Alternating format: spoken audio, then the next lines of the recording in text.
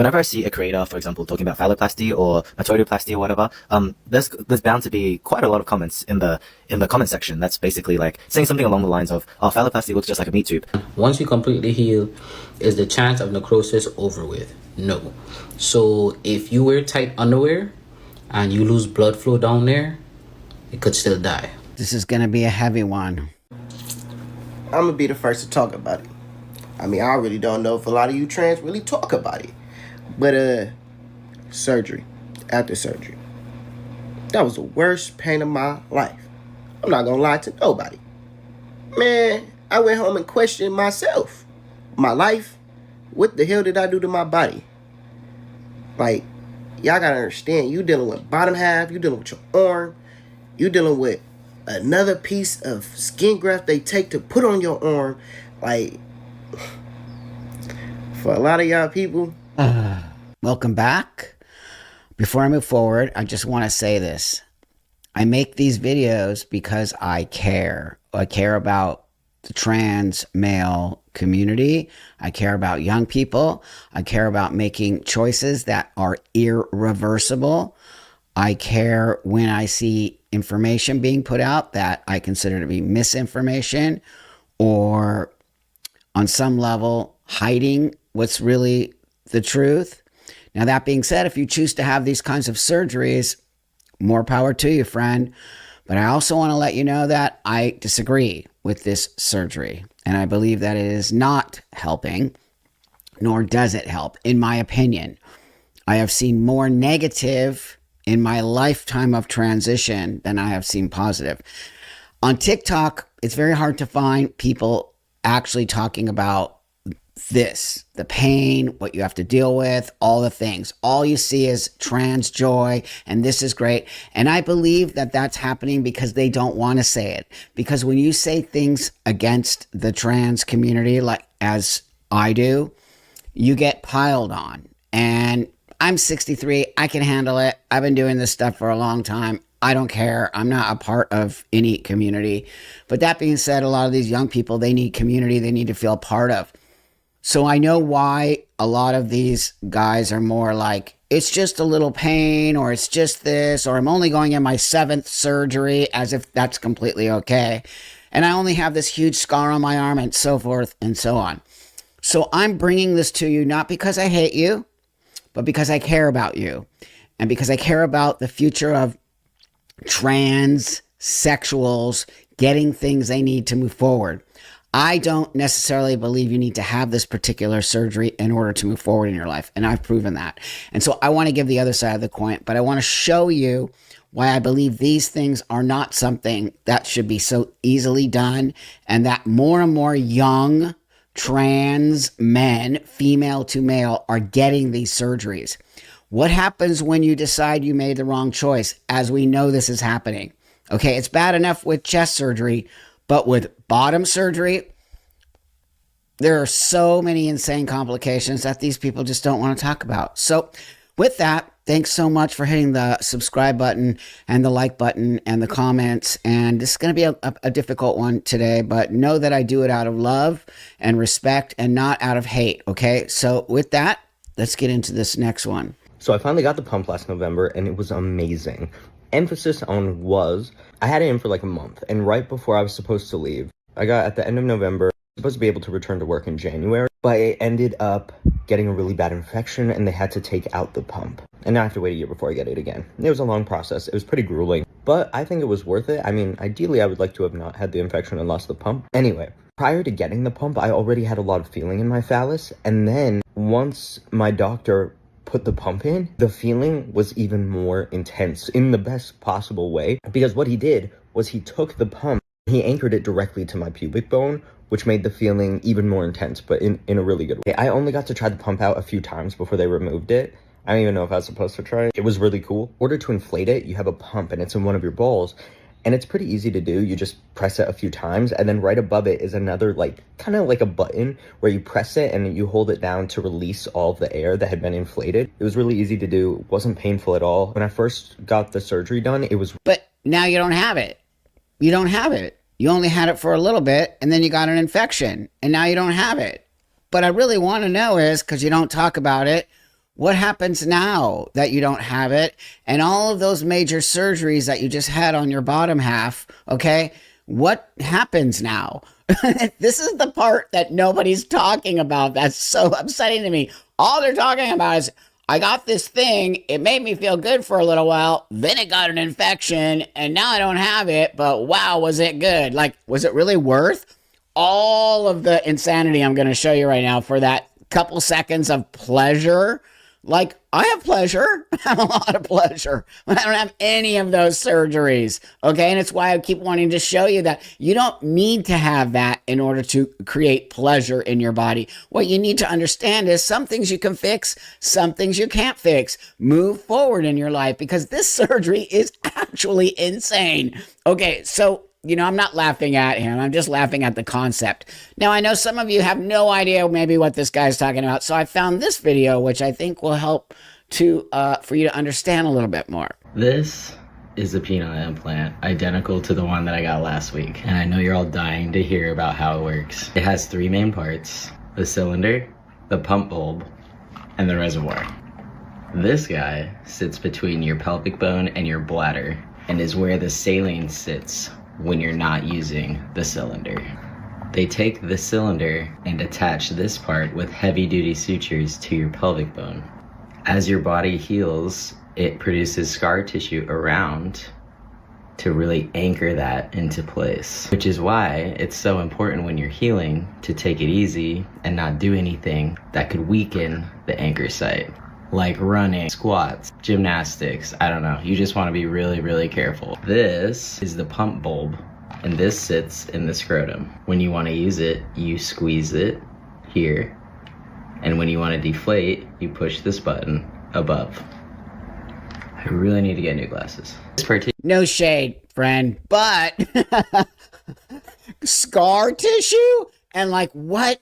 There's no way this can last in your life forever. I bet you, because we don't really know, we do not know the outcome of these in, let's say, 10 years of having this in your body. This is a foreign object in your body, in your genital area. We don't have research because this is all very new. These things are actually made for men.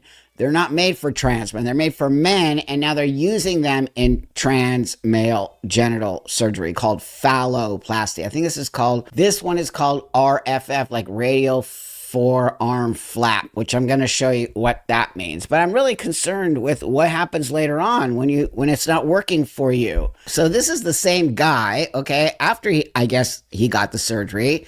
Watch this. My name's Kai, and I got my sword last year. I'm a knight! I had stage 1 RFF phalloplasty with Dr. Chen and Dr. Watt in San Francisco exactly 1 year and 10 days ago. And these are a few things that I just didn't expect. I think the thing that I was most scared of was the suprapubic catheter, because it goes through your abdominal wall and I'm just queasy. It just freaked me out. I was scared. But that actually didn't end up being that big of a deal for me. I couldn't really feel it most of the time. I did not have bladder spasms. In the beginning, I could just sit on the couch for hours and just stay hydrated, and my fiance would just empty my bag for me and I never had to move. So like, that was kind of clutch.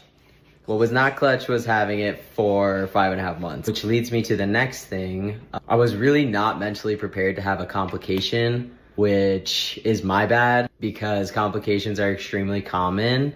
I just thought I was going to be able to beat it. I'm a super active person, so I was exercising regularly. Okay, so another complication, okay, and another situation, and now you have to have a colostomy bag for 5 months. Because are you prepared for this?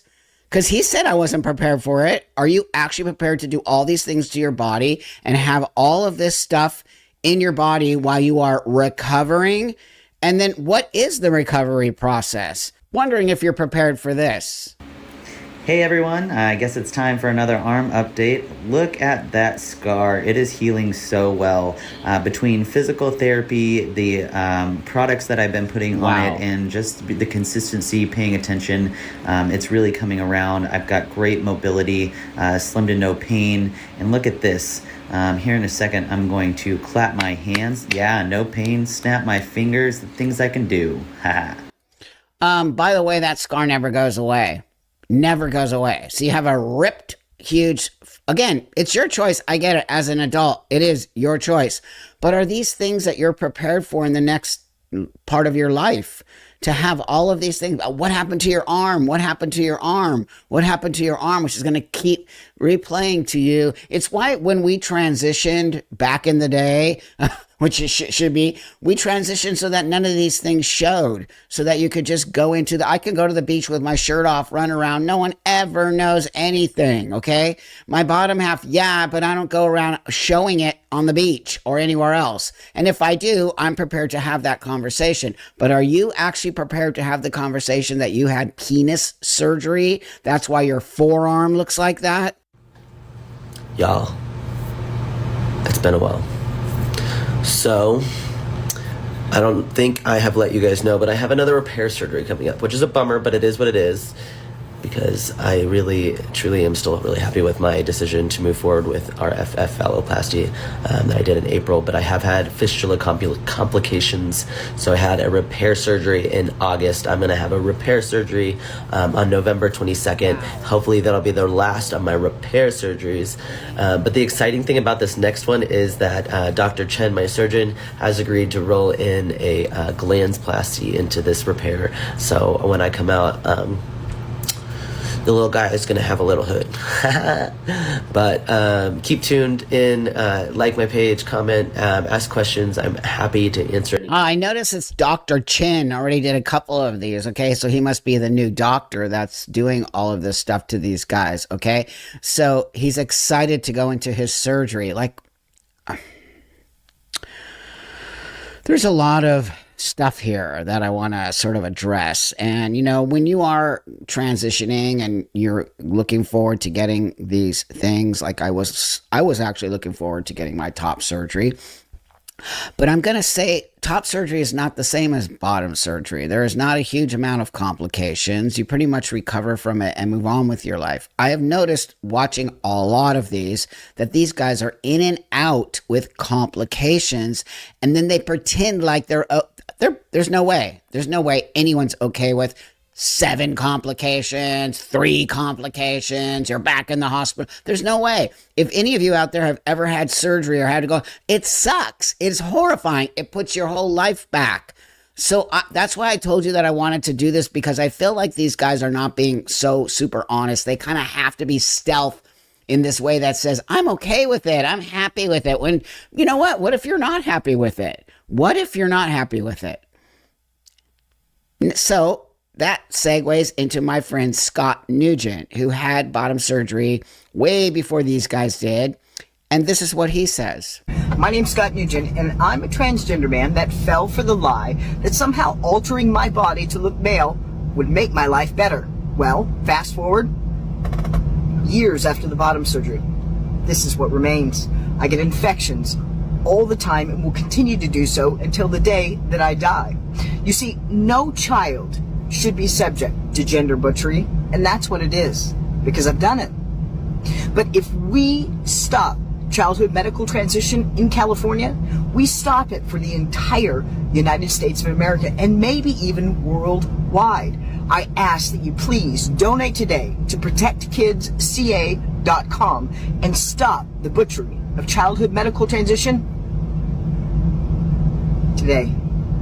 You know what I think is so interesting? There's people all over the internet in the trans community who say they're not doing this to children, right? Which is complete, total lie and bullshit, because I'm not sure about the bottom surgery, but they are 100% doing the top surgery on young kids. And how do I know this? Oh, well, let me hear it. Let me just read this to you. Putting numbers on the rise in children seeking gender care. And this was done in 2022. I'm just going to scroll down. I'll put a link to this because it's a great article, okay? And then people are saying they're not doing it to they're not doing surgery to minors, right? But right here it says top surgery. U.S. patients ages 13 to 17 undergoing mastectomy with a prior gender dysphoria diagnosis. Okay, 2019, 238, 2020, 256, 2021, 282. Those are kids between the ages of 13 and 17, okay? The ultimate step in gender affirming medical treatment is surgery, which is uncommon in patients under 18. Really? Some children's hospitals and gender clinics don't offer surgery to minors, requiring that they be adults before deciding on procedures that are irreversible. Yes, some, very few. The Komodo analysis of insurance claims found 56 genital surgeries among patients ages 13 to 17. This is Reuters, okay? With a prior gender dysphoria diagnosis from 2019 to 2021. Among teens, top surgery to remove breasts is more common. In the 3 years ending in 2021, at least 776 mastectomies were performed in the United States on patients ages 13 to 17 with gender dysphoria diagnosis. Stop saying they're not doing it to minors. 13 to 17 is a minor. 13? So, the fact that they lie makes me even more upset because it means they're hiding something or they want something to be hidden. I don't want anything to be hidden, okay? Because when you hide shit, it comes back to bite you in the ass. What's going on? It's your boy Nico. So somebody asked a question. Once you completely heal, is the chance of necrosis over with? No. So if you wear tight underwear and you lose blood flow down there, it could still die. If you wear tight pants and you lose blood flow down there, it could still die. Wow. So I would be very cautious with your new tool that you have in your pants because it can still die. If you get an infection and it's not treated in time, it could still die. So yeah, your stages of necrosis that's really hard or really worrisome is in the beginning, obviously, because you're healing. But as you heal, you still have to be wary and pay attention to how you still function, because if there's no blood flow, it will die. Oh my God. I'm not laughing. I'm actually blown away. It can still die, which I know people who've had that problem and had to get it removed completely after all those surgeries. Okay. I even know a guy who got gangrene down there. So what are you talking about? What? So basically, if you wear tight underwear it has to always have blood flow because it's not natural. It can literally just lose blood and become a dead piece of meat and you have to chop it off. Still worth it? Still worth it? I'm out of surgery, out of recovery. We did the damn thing. The surgery went a little longer than it was supposed to, but we fixed. Just wanted to update y'all guys. Oh my God. I hope everybody's having a good night. And yeah, I'll be up and at 'em pretty soon. But I'm so glad this got fixed. I'll probably tell you in more detail what happened and how he did it tomorrow or something, because I'm still groggy. And I woke up emotional, just crying to be crying out of anesthesia. So I'm not really, fun times. The pain, it's there, but not like it was. So we're just gonna be healing, and I'll keep y'all updated. Thank you guys. Another complication. I feel sad for these guys, man. They're just going through it hard. This is not fun. What part of your transition are you actually moving forward and having a good time? This guy I've seen before. What?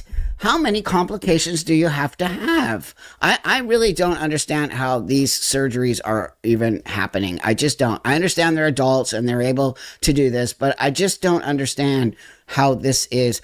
Listen to this. It's incredibly disappointing to see, honestly, in the trans community. Whenever I see a creator, for example, talking about phalloplasty or matoidoplasty or whatever, there's bound to be quite a lot of comments in the comment section that's basically saying something along the lines of, oh, phalloplasty looks just like a meat tube, blah, blah, blah. Well, matoidoplasty is not big enough, whatever. Since when was it okay to be just dissing somebody else's body like that? Because that's attached to their body. That's a part of somebody's body. It's genuinely so disappointing to see it being so normalized to be able to just critique someone's body that they can't change. But also, like, the finished results of metoidoplasty and phalloplasty, it's not like the surgical photos you see on Google. Surgical results can look very natural. You just don't Google it, go on Reddit or something, go look for it, and genuinely, like, stop shaming people's bodies for it. Oh, really? Well, first off, buddy, when you put it on the internet, you're open to any critique. I don't know why you're even saying that. Secondly, everyone has an opinion on the internet. So if you're dumb enough to put yourself on TikTok talking about your meat tube, then you're open to it. That's just how communities work, by the way. It's not just the trans community. Every community eats each other alive. It's the reality of it. So deal with it. Don't put your meat tube on the internet and expect people just to be like, woohoo, yay, because that's not how it's going to work, okay? So I wanted to show you that because there are two types of surgeries. If you don't understand the two that I'm talking about, they're FTM, female to male bottom surgeries. One is called phalloplasty, okay? Radial front forearm, RFF or whatever. Phalloplasty creates a penis and urethra to stand while urinating. As we know, huge complications in the urethra area. Most of these guys those are the complications. We use tissue from your forearm or thigh. We do this in 2 stages, though I've been seeing a lot of guys saying they're having 7 stages, okay? Then mediatoidoplasty takes your existing genital tissue and makes it longer, turning it into a defined phallus. This needs only 1 surgery. And I know more guys who've had that surgery than the top surgery. So I think the second surgery has less complications than the one that actually creates a big phallus. The haters think it's a flex to be like, you're biologically a woman.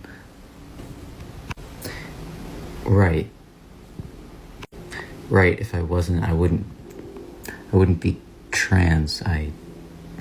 Wow, somebody actually admitted it. I wanted to throw that in there because, oh, really? The haters don't think that. If you all in the trans community would stop calling yourself, I'm a man, I was assigned female at birth, I'm not a woman. It's you guys creating that shit, okay? So stop acting like the haters. It's not haters, it's people who live in reality. And if you guys would just be honest about being female, nobody would say that to you. And getting a penis doesn't make you a man, by the way, just so you know. My God. Hey friends, I wanted to check in and explain why I've been a little quieter on here than usual. I'm currently in Texas, healing from my second phalloplasty surgery. Yes, you heard that right. It is a second one, even though there are stages.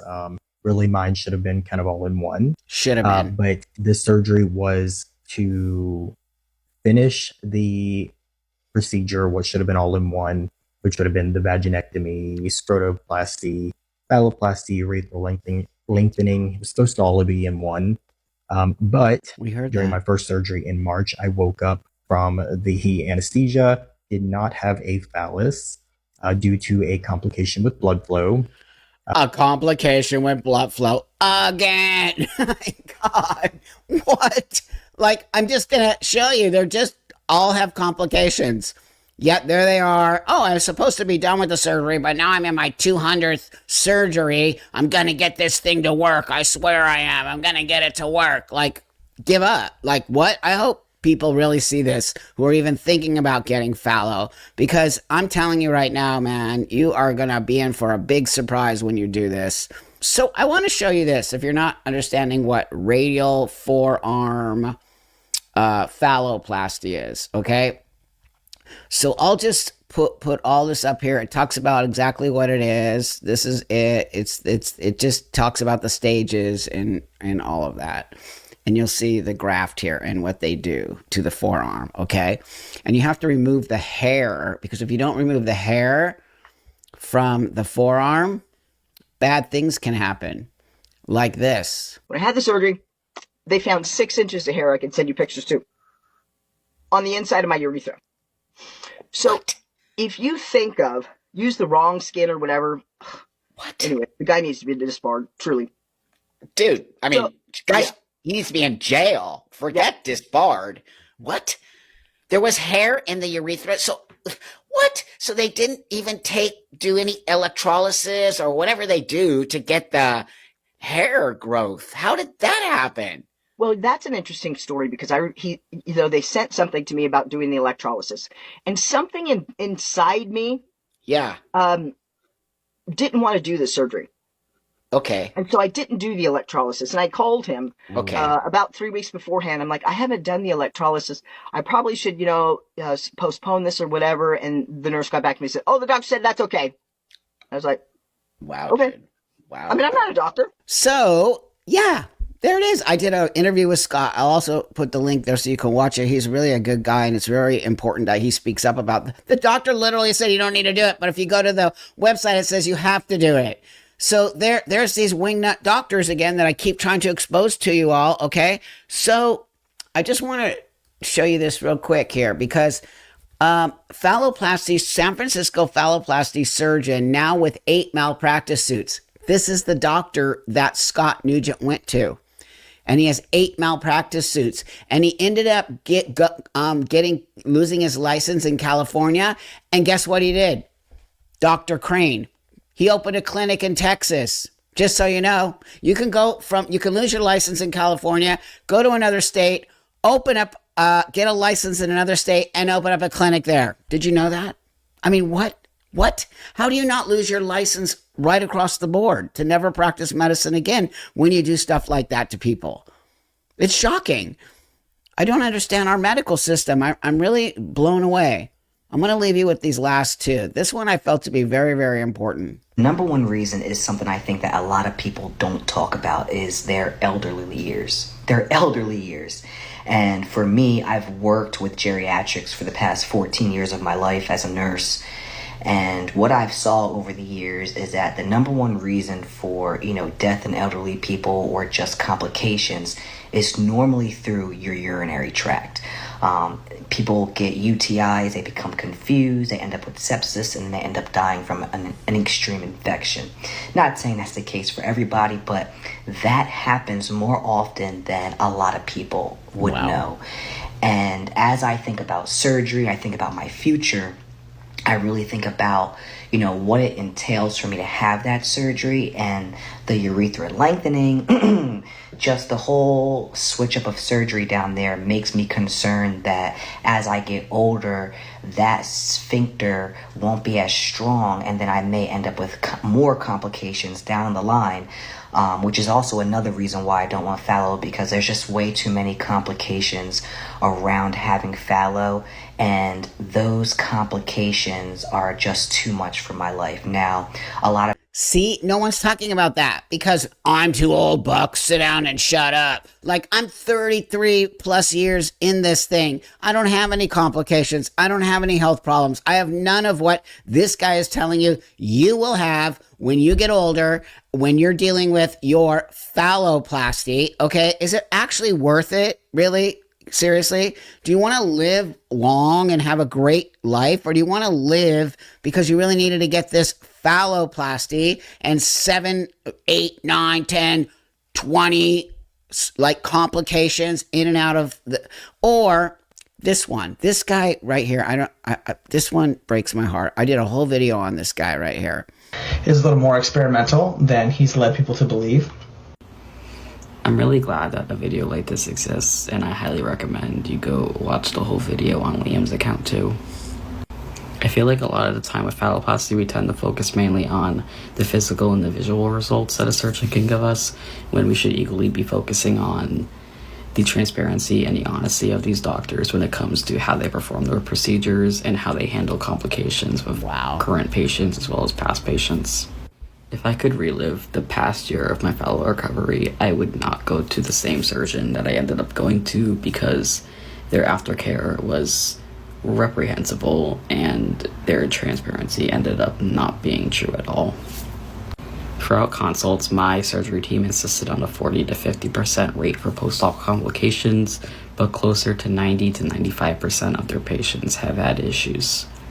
90 to 95. First they say if there's only a 40 to 50% chance of complications, but when it's really 90 to 95, he said, By the way, this kid passed away, young person. They passed away. I did a whole video, which I'll post there as well. It's so sad. This guy was dealing so many complications, so many problems, not getting any help. It just got worse and worse and worse and worse. It's a very, very, I highlighted on the channel because it just blows my mind. So I wanted to end with that, as well as I was looking to see what the regret rate was for phalloplasty, right? And if there is, okay, I wrote, are there any detransitioners who have RFF phalloplasty? And it came back with yes. Individuals who detransition after a radial forearm free flap phalloplasty exist, and there are discussions about their experiences and the challenges involved in detransitioning from such a significant surgical procedure. Detransitioning after phalloplasty is a complex and substantial process, as the surgery permanently being the key word, alters anatomy by using a skin graft from the forearm to construct a neophallus. It is not a matter of simply reversing the procedure to original anatomy. So basically, you're shit out of luck. You're never going back to having a vagina, okay? You're never going back to having what you had. It's why you better think before you move forward on something like this. And I just am blown away by the trans man community hiding this stuff on some level. It took me a lot to go and try to even find people. They're not talking about it because they don't want to talk about it, because people just go after them if they even say, I had top surgery at 13, and I just saw a post saying, no, you didn't. No doctor would ethically give top surgery at 13. And Reuters right there telling you that there are 778 top surgeries between the ages of 13 and 17. You're going to believe the trans activists, or are you going to believe Reuters and news and actual studies? So the trans community doesn't care. They do not care about moving forward. They do not care about the long-term health of us, okay? And they don't care about the elders who have set a sort of standard so that we could create a healthy space for us to move forward. They care about something else. TikTok. That's what they care about. And being liked and being a part of some crazy... Mark my words. The detransition rate is going to skyrocket in the next 5 years. I keep telling you that. And we're going to have a bunch of young girls with top surgery scars. I don't know how many with phalloplasty. Can you imagine detransitioning and then you have a phalloplasty? I mean, just the thought of that is horrific, horrific.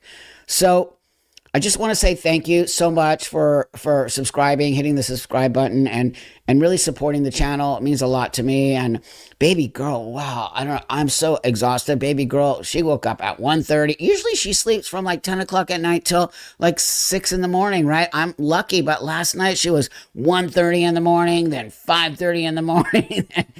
I'm like, I took a nap after my partner got up, and I took a nap till 8, and I feel a little bit crazy, but anyway, I just want to give you an update. I guess that's the ups and downs of having a baby girl. Majority of the time, baby girl is solid, and she's totally on it. She just had one of those nights. Is it going to take a woman to be assaulted in the woman's room for you all to realize these people are totally fake? These men are not trans women. Well, joining us now is one of the people that Tish says she confronted in the locker room. Her name is Alexis Black, and she's joining us now. Alexis, welcome to TMZ Live. Hi. Hey, Alexis. So we spoke with Tish, and she said when she came face to face with you, it was obvious to her you were a man. So obvious to her you were a man, but oh no, don't listen to the lady in the ladies' room. Listen to the dude in the ladies' room.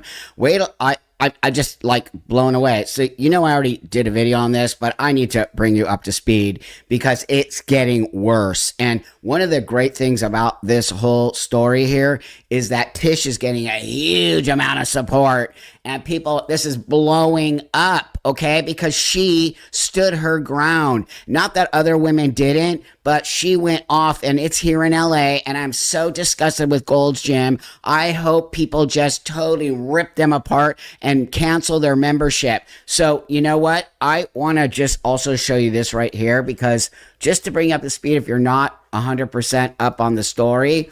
I have this beginning. Let me just do this here. But thanks again for liking and subscribing to the channel. It means a lot to me. You know, you guys are helping me get to that 200,000 mark. Once I get to that 200,000 subscribers, I really believe that this channel is going to take off. It is a difficult thing to do because of the subject matters that I discuss, and I'm not woke.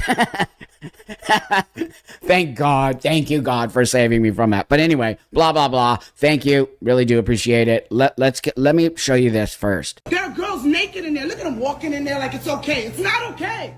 A popular singer-songwriter claims she was booted from a Gold's Gym in Los Angeles after getting into a heated, caught-on-camera confrontation with a transgender woman she had filed complaints against for using the women's locker room.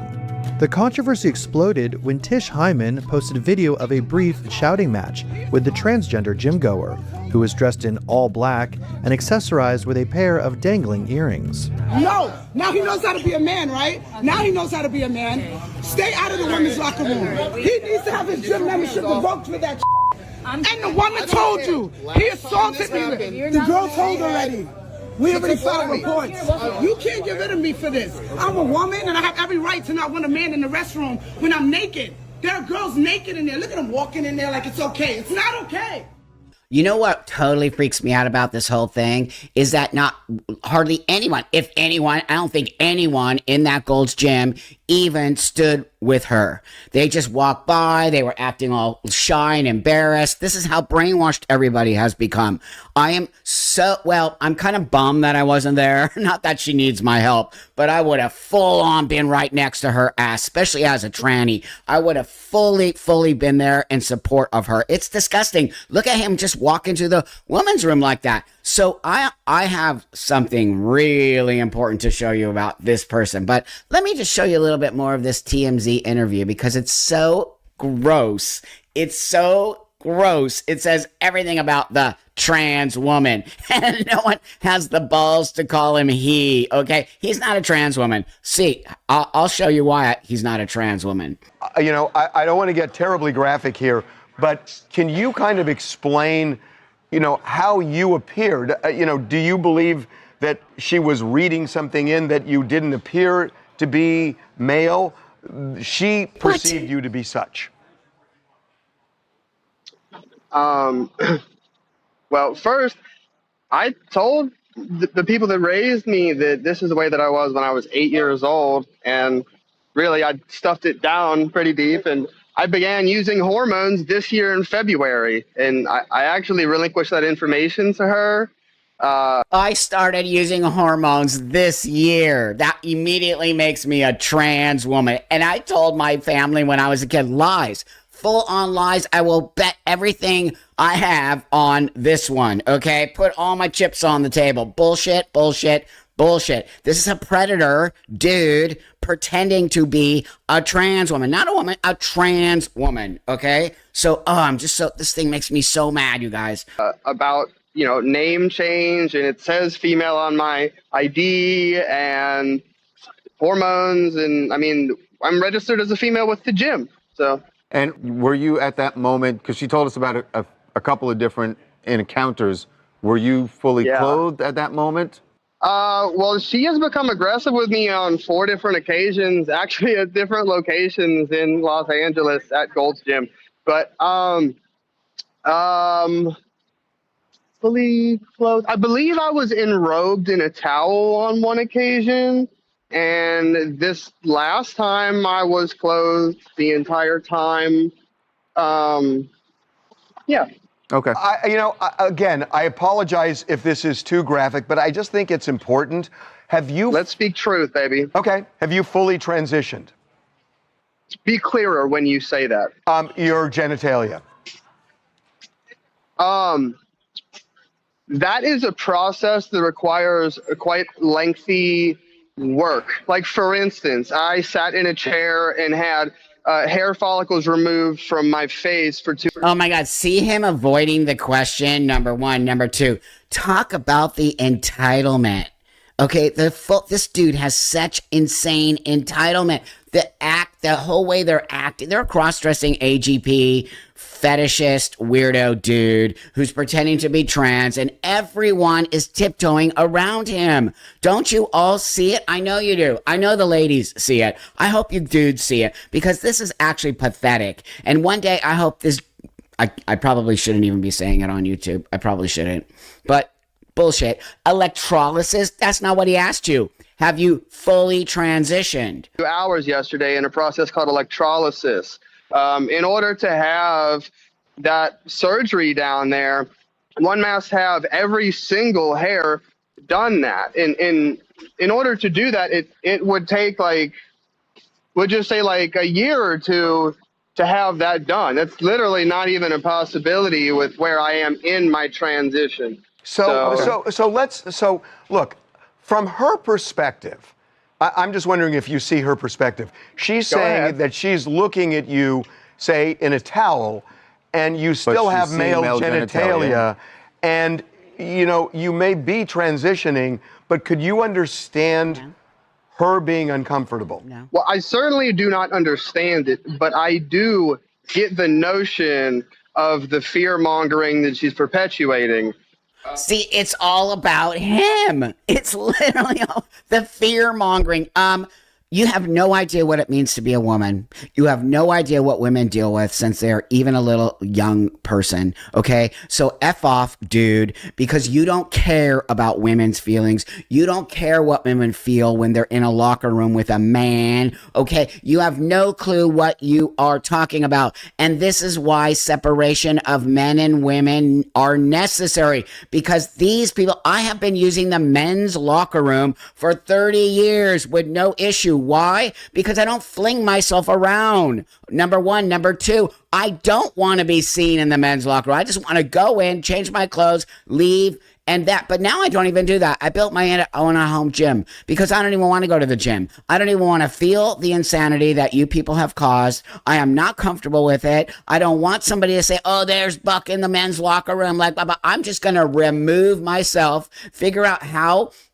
Which is what I keep trying to tell everybody. When you transition, you don't get everything. And I'm just going to say this to all you trans people out there. These people are causing you a huge problem. And you're going to lose every right that you supposedly have fought for because of losers like this dude. Wait till you see. Wait till you see. The truth in the moment is far from what she is purporting it to be. Literally every time that she's done that, I've had women in the locker room comforting me because of how aggressive she was towards me. So she was saying, why don't they have a third bathroom? Especially the gym you're talking about at the Beverly Center.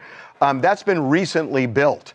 They had a layout that they could have adjusted and they could have put a third locker room in. Do you think that would have been appropriate, or do you feel like you are as entitled to use the women's locker room just as Tish is? That's a great question. I'm glad that she said it, that you have put it on the air. And the answer is that would necessitate two different ones, because some people trans MTF, some people go FTM. And so that's two rooms right there. You're not going to put a trans woman with a trans man just because we're trans. That seems like a new envelope of discrimination. But it's... How is that discrimination? I'm all for it. If you want to make a trans locker room, I'll totally use the trans locker room. 100%. What are you talking about? Again, you just are on hormones 8 months ago. Why are you even talking about trans people? You don't know shit about shit about shit. You haven't even lived in this space. Okay, this is what's pissing me off. We're getting these fucking dudes who are now saying they're trans, representing people like me and other people who have been doing this for fucking years. We all are, any of us who care about this situation, about men, about women, about ourselves, we would 100%, be okay with creating a space for us to share until we can figure all of this out. And this person is such a fucking actor. They're living for all of this. That's the problem also. This is another Lily Tino. This is literally another Lily Tino. It's just like, I feel like this had to happen in order for people to learn about trans. It's like it's a thing. We're here. We're going anywhere. We've been here for thousands of years. No, we have not. Oh my God, we have been here for 1,000. How do you know? Show me proof of that. That is actually bullshit. Because if you go dig up bones or dust, whatever, how can you tell that person was trans? How? How do you know that person was trans by their bones or their, whatever, even wearing a headscarf and they're a man? How do you know? This is the rhetoric bullshit. No, we have not been around for thousands of years. That is actual bullshit. There's like 10 species of animals on Earth that do this too. Just by the way, everybody. By the way, dude, you've been studying the trans literature pamphlet to say how to be trans, and you're all the talking points, all the cult talking points. And but about the bathroom, am I entitled to it? I know that I'm a woman. Should they have built another one to necessitate building this room? People would have to have the level of comfortability within themselves that I do. Not everyone possesses this much self-feminine power. It doesn't happen. Not in this patriarchal system of which we've been living for so long. Okay. All right. Alexis, we appreciate you joining us. This is clearly going to be something that Golds is going to have to a lot of gyms. And a lot of gyms, yes. Thanks for the time. Appreciate it. Yeah, I've been kicked out of Planet Fitness and Crunch. Okay. Blah, blah, blah, blah, and blah, blah, blah. Like, dude, what? First off, who do you think you are? You're a disgusting dude. Okay, so this guy thinks he's going to represent trans, and he's trans, and now he can talk about being trans, and now he's a representation of what... That's an actual representation. A Lily Tino 2.0 wannabe woman. I'm a woman, bullshit, okay, and I'll go anywhere I want. That's so male behavior. Sorry to my dude friends, but that's a reality. When you're born male, you do have a certain privilege. It's an actual... I know because I get a privilege now as a man. I walk the world in a different way. But because I'm still female and I came and was raised that way and socialized in a female space, I understand it a little bit more. But this guy is pulling the fucking total man card. Okay, but here's what I want to talk about. This dude, of course they found his background. This is it. You can just see it all right here. Trans person, Alexis Black. I'm sorry, Alexis. Alexis Black. Trans person accused of exposing self in woman's locker room was convicted of brutally beating ex-wife before taking her name. AGP. That's it. So comes to find out, this dude has a record. Okay, this dude, the transgender person caught in the viral Los Angeles gym bathroom, now has been convicted of assaulting their now ex-wife while living in Ohio as a man before taking the victim's name as their own. What a creep. Alexis Black ran afoul of the woman's gym in Beverly Hills with Tish Hyman, the singer. Okay, so I want to just get to this here. This is so crazy, you guys. Kyle Grant Freeman, this person, Alexis Black, caused serious physical harm to the victim. The victim suffered a compound fractured mandible, which resulted in her needing surgery. So he beat the shit out of his ex-wife. Okay, this is so... Black has been convicted of both domestic violence and drug trafficking in the past and has faced a slew of other charges, including resisting arrest. Records show. And then I'm going to show you the picture of him. There's his mugshot. Freeman now is Alexis Black. Recently spoke after Hyman, who is an out lesbian, claimed she was recently kicked. She was kicked out of the Gold's Gym for confronting him because of his male genitalia in the women's room. All of that shit I showed you right there. Okay. Black, who is transitioning, has since shot down the claims, insisting that he was fully covered and denying that anything inappropriate. Do you believe this guy or do you believe the woman? Okay. Come on. This is a convicted guy who beat the crap out of his wife who needed surgery. A Black defended the use of the female changing room, arguing He would feel victimized if he was forced to use male or trans only. You're not going to put trans woman with trans man, blah, blah, blah, blah, blah. And then there's his arrest record right there. Okay. Full on arrest record. Okay. So, it's actually mind blowing to me. It's mind blowing to me. It's just mind blowing. When is this going to stop, you guys? When? I'm looking to see if there's another little thing of him here, but nope. There is, and I'll put the arrest record. That's him. He beat the shit out of his ex-wife, and now, but this is why we, as a transsexual community, need to push back on this shit. This person is not trans. This person is a wife-beating AGP weirdo who took his wife's name to become Alexis Black to create a new life because he's a loser.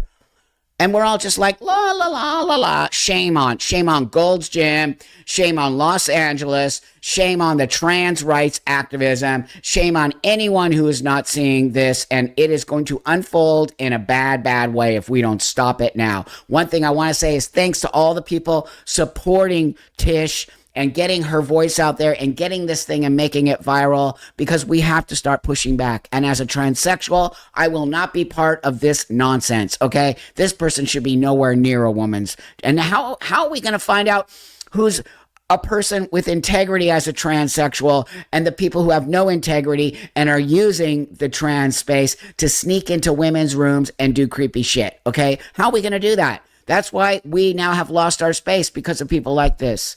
So with that, baby girl is doing awesome. Thanks for asking. She had her doctor's appointment yesterday and she's doing totally fine. And that's all I have to say about her. And I love her so much. And I will continue to fight for her a future as a female and sports and bathrooms. And I would be pissed right now if she was old enough to be in the woman's room at the law and she came home and she said, Dad, there was a man in the woman's locker. I would lose it. Just so you know. I would lose it. Okay. I find a lot of these articles that don't necessarily have video to go along with them. So I thought I might try something new and add it in and see if you like it. And if you don't, then it's cool. We don't need to do these. But there's a lot of articles that I find are very important to bring to your attention. So this might be a way for me to do it and also get the message out there. So with that, thanks a lot for hitting the subscribe button. Thank you so much for liking the video, and thank you so much for commenting on the videos. This is helping this channel grow like mad, and I think we're actually getting a lot of the message out there. So with that, thank you so much. And I want to read this amazing article that I found. BBC infiltrated by trans activist. Tavistock whistleblower claims. Woman who exposed clinic's use of puberty blockers on children claims corporation shut down gender critical views. This is from November 15th, 2025, okay? So, the BBC has been captured by trans activists who peddled trans propaganda. The woman who blew the whistle on the Tavistock clinic has claimed this is a big deal. Sue Evans helped expose the medical center's use of puberty blockers on child patients, which eventually led to it being shut down. However, she claims the BBC has been infiltrated by activists, saying the broadcaster was biased in its coverage of the Tavistock saga and would allow misinformation to dominate discussions by letting statements go unchallenged. I think we already knew that. She alleges that a flagship Radio 2 show refused to let her have the final say during debates on gender, and that she was told she would only be able to give her opinions before representatives from pro-trans groups gave theirs, denying her the chance to rebut statements that were clinically inaccurate. Texts seen by The Telegraph show a BBC producer repeatedly apologizing for their boss's refusal to allow her to speak last on air, saying the staff were very embarrassed at the situation. The revelation comes a week after an internal dossier obtained by The Telegraph disclosed the corporation's trans coverage was subject to effective censorship by specialists LGBT reporters who refused to cover gender-critical stories. The memo also found the corporation had doctored a speech by Donald Trump, which led to the resignation of Tim Davie as Director General and Deborah Turnus as the head of news. However, it was the subsequent instance by Nick Robinson, a BBC presenter, that the organization has been the victim of political campaign to destroy it, and his apparent downplaying of the accusations of institutional bias that had prompted her to speak out now, she said. What we know watching the trans debate unfold is that they have absolutely not been even-handed, she said. Clearly, they have had activists in their department saying who can speak. There has been so much willful obfuscation and ideology in this area. Miss Evans began working as a clinical nurse at the Tavistock Clinic in 2003 as part of the Gender Identity Development Service called GIDS. However, she became concerned after she learned a colleague was willing to put a 16-year-old on puberty blockers after meeting him just 4 times.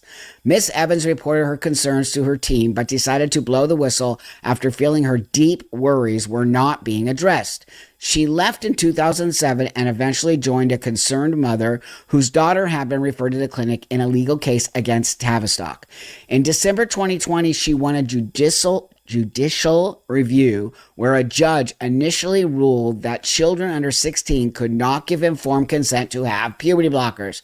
That should have been massive on BBC News, but it wasn't, Miss Evans said.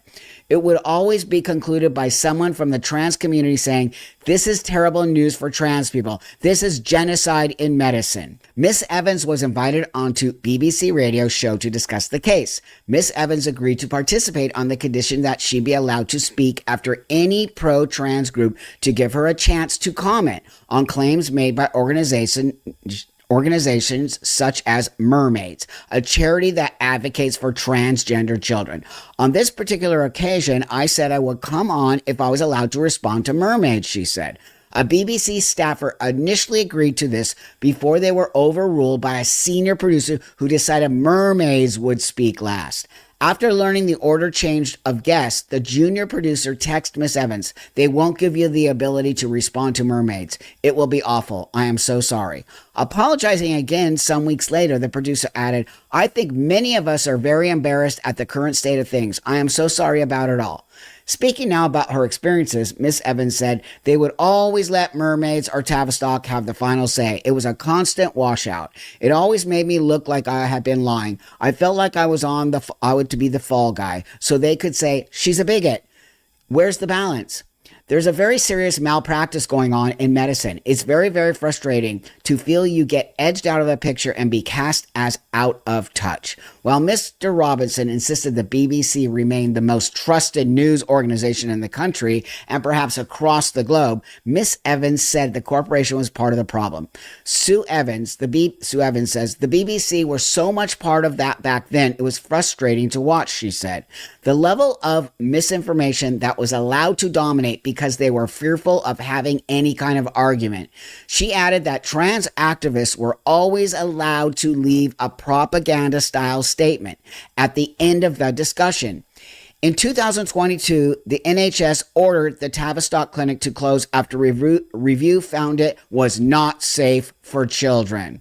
The Cass report, led by pediatric consultant Dr. Hilary Cass, found children who thought they were transgender should not be rushed into treatment they may regret. The report concluded youngsters should not be given any hormone drugs at all until at least the age of 18, let alone the puberty blockers that were being prescribed to children as young as 10 at Tavistock. I was always a big supporter of the corporation until the very last year, she said. I have watched it happen in front of my eyes. Their LGBTQ advisor saying, "No, we can't just let Sue Evans talk about the Cass review." A BBC spokesman said, "The BBC reports and represents a wide range of views and perspectives in line with our editorial guidelines. We continually review our coverage to reflect new development, and where there have been concerns about particular stories, we have addressed them." Wow, just wow. I mean, we all knew eventually this was all going to come out, but the BBC has turned into a complete dump. I'm going to put a link to Sue Evans, Dr. Sue Evans' link on X, but she's a psychoanalytic psychotherapist, NHS, 38 years. registered general and MH nurse, ex-member of GID, the gender clinic, service for children at the Tavistock Clinic. Okay, so she's not some dumbass, and she was blowing the whistle. She was it. She's like a big deal. And here's the BBC hiding facts, and we all knew it. Every time we saw the trans community go and talk about how trans kids exist and it's real and puberty blockers are safe and blah, blah, blah, blah, blah, they'd always have the last word. So they wouldn't let anybody have any other opinion, especially somebody who's working at the clinic who has been in it for 38 years saying the opposite. So the BBC has lost its way, as many of the news channels has. And so with that, let me know what you think in the comments about, I'm not the best reader in the world, but I think I want to start to get these messages out there. These articles are extremely important. And also, if you see an article that you think I might be able to read to you all out there and have a discussion about it in the comments, we can do that as well. So with that, thanks so much for subscribing to my channel and hitting that subscribe button and liking and commenting and all the things that are really making this channel grow. I do appreciate it so much. And let me get back to the baby girl. She's doing great. She's super healthy. I appreciate all of you asking the questions and really supporting me in this new journey of of dadhood, of Mr. Mom. So with that, have a great rest of your day, and I'll see you guys all on the next one.